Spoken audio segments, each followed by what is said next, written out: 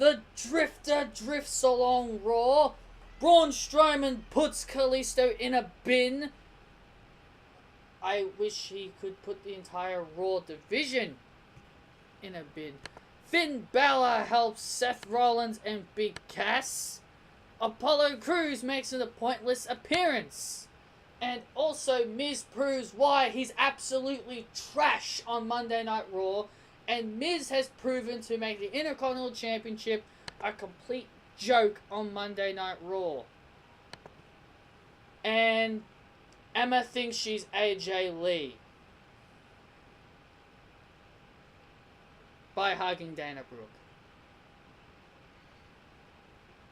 This is my Monday Night Raw review. A late Monday Night Raw reviews because I didn't have enough time to get it out there because I did my SmackDown review and a lot of people want me to do reviews after uni. So I thought I may as well just since Friday is my free day, I may as well just record. I may as well just do a late review. And I do apologize if you hear any noise in the background.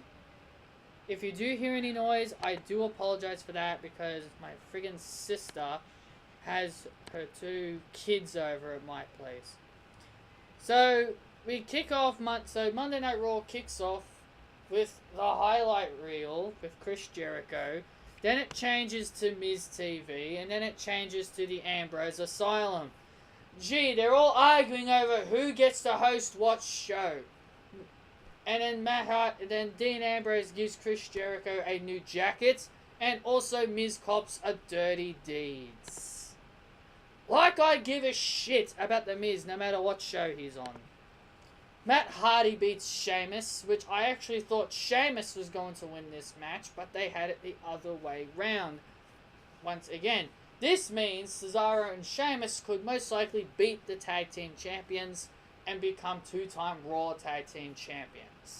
Austin Aries and Gentleman Jack Gallagher defeated Neville and TJ Perkins in a pretty good cruiserweight match, since that was the only big match that they basically had, and because it went for 5 minutes.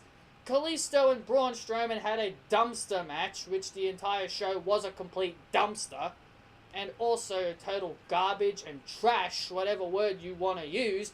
Kalisto gets the victory by ruining all of Braun Strowman's momentum, and then Braun Strowman just gains all of his momentum back by completely destroying the little cruiserweight known as Kalisto.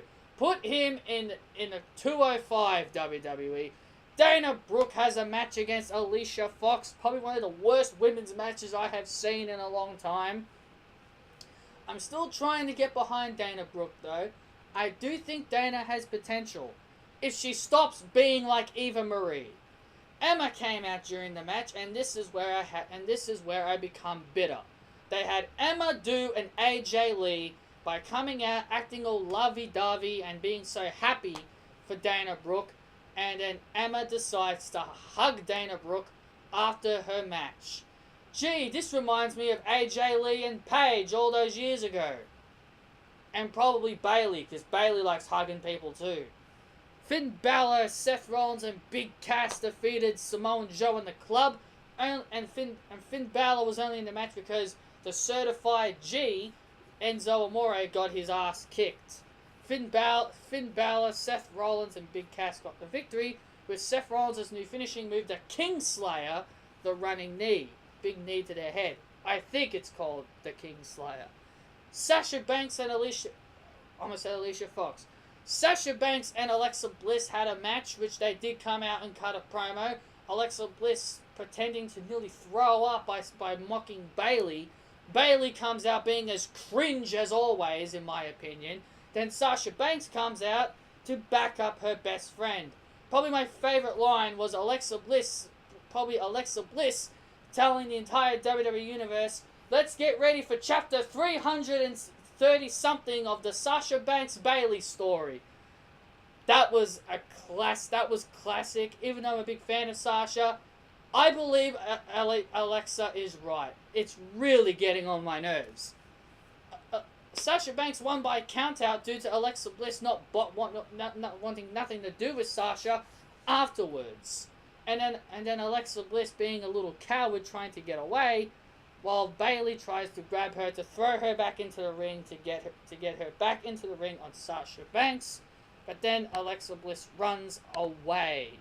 And then as Bayley turns her back, Alexa elbows her from behind and Sasha standing up for her. I would actually love Alexa Bliss to win the match only because it makes sense for Alexa Bliss to win.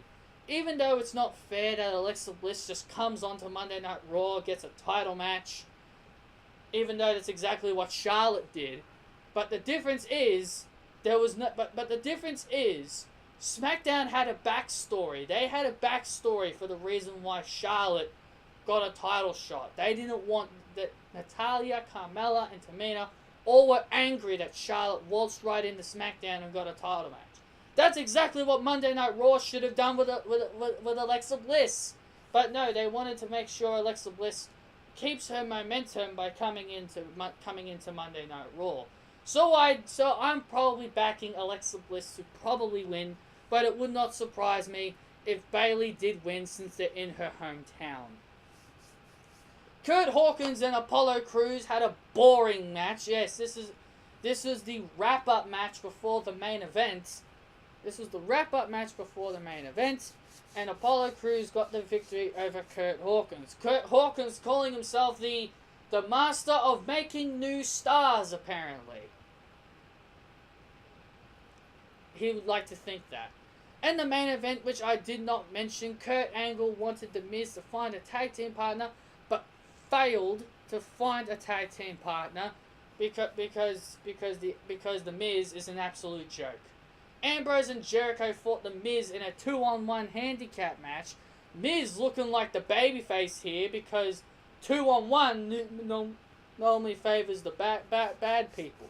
So Ambrose and Jericho were looking like heels in this match, while Miz was faking a babyface run because he was trying to hold his own against the two. Then Bray Wyatt suddenly appears and beats the hell out of all three, even The Miz. I would not mind seeing Bray Wyatt competing for the Intercontinental Championship, to be quite honest with you, because at least that way he would actually have a title. So that way all the Bray Wyatt fans can be happy. So that is Monday Night Raw in a nutshell. I just ran through it as quickly as I could, and as the way I wanted to run it. If you like how I was talking about the shows, let me know, and I will continue to do my reviews just like this. And also, if you did not see my SmackDown review from Wednesday, I would recommend that. I would recommend you checking that out as well. So that has been my Monday Night Raw review. I know it was a late review, but I just wanted to get it out there because people were asking me to do a Monday Night Raw review. So there you go. I just did it I just did it as quickly as I could.